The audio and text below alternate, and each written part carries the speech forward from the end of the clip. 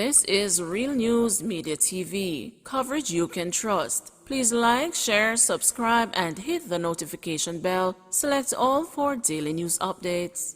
Good morning, my Real News Media TV family. Thank you so much for tuning in this morning, and I'm wishing for everyone a wonderful and a productive day. And in the news this morning for February 18, 2023, Holness not exonerated despite facing no charges, says Campbell.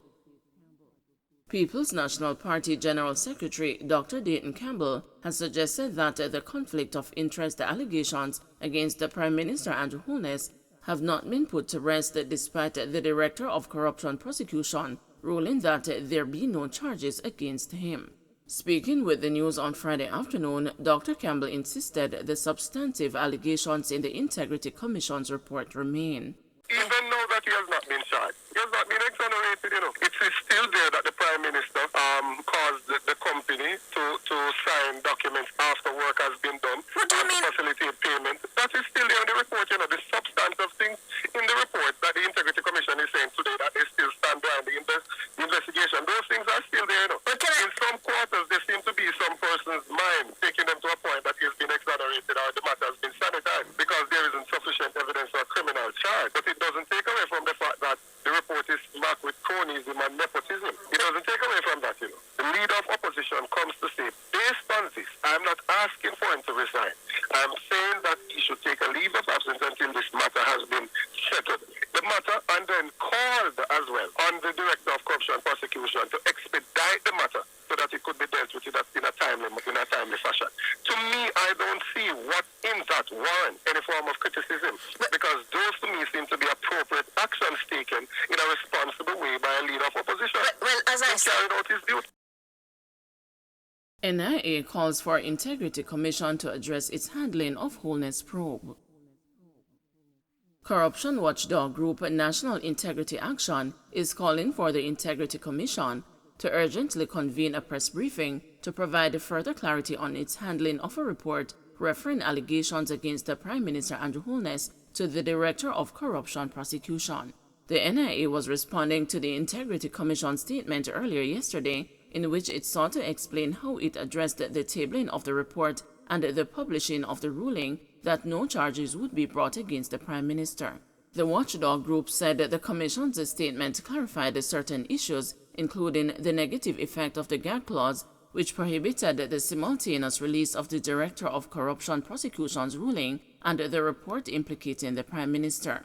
But the NIA said the Commission needs to answer why the Director of Investigation's report, dated October 22, 2022, was tabled months later on February 14, 2023, as well as why its commissioners took more than a month to review the ruling by the Director of Corruption Prosecution. NIA Executive Director Professor Trevor Monroe had earlier said there should be greater accountability from the Integrity Commission and that it should explain its time frame. At the minimum, we should get an explanation. Are there protocols which the Commission applies to itself in relation to the time frame for reports being completed, and when released, is there a minimum or maximum time frame, he questioned. Buses destroyed in garage fire off Washington Boulevard. At least 3 buses were destroyed in a fire at a garage on Davidson Avenue in St. Andrew on Friday evening. Reports are that about 5:30 a.m., firefighters were alerted to the blaze at the location of Washington Boulevard in the parish. The firefighters were able to extinguish the fire, but not before it destroyed the buses that were parked at the premises. Garfield McCloughin, district officer at the Jamaica Fire Brigade, told the news that the owner of the garage said repairs were being conducted on a vehicle when it caught fire. As to the details, we have not gotten that complete as to what started the fire, he said. There were no reported injuries in the incident. Paralegal charged in $27 million fraud case remanded. The St. Anne Justice of the Peace and the paralegal clerk who defrauded a client of millions of dollars was remanded when she appeared in court on Thursday. Georgia Messam White, a 50-year-old of Village Green, St. Anne, is charged with a fraudulent conversion and engaging in a transaction that involves criminal property. It is reported that between September 2018 and April 2019, Mrs. Messom White received more than $27 million from a businesswoman to purchase a property, but she failed to turn over the funds to the contracted attorney.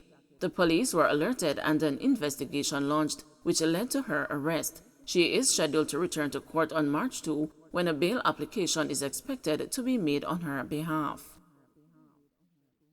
Police report uptick in fraud at financial institutions.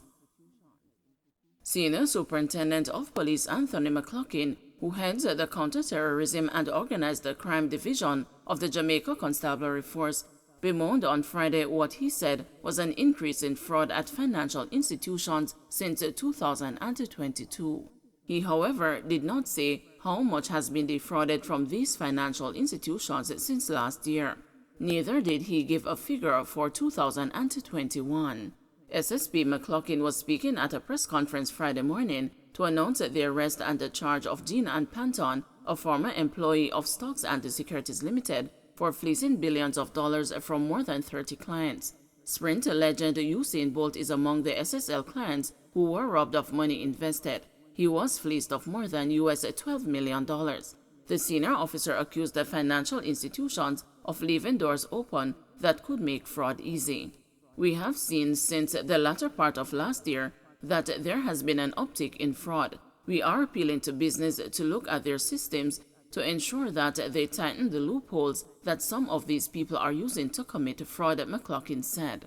The SSP alluded to recent successes the police have had in placing accused fraudsters before the courts. He referenced a $65 million fraud at Sagicor Bank, as well as a $44 million case at the National Commercial Bank.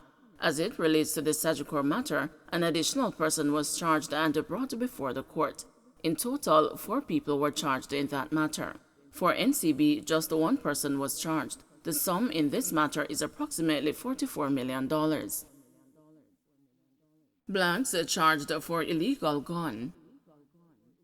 The St. Andrew South Police have charged a 26-year-old man with illegal possession of a firearm following an incident in his community on Thursday, January 16, 2020. Charged is Adnell Anderson, otherwise called Blacks of Duane Road, Kingston 11.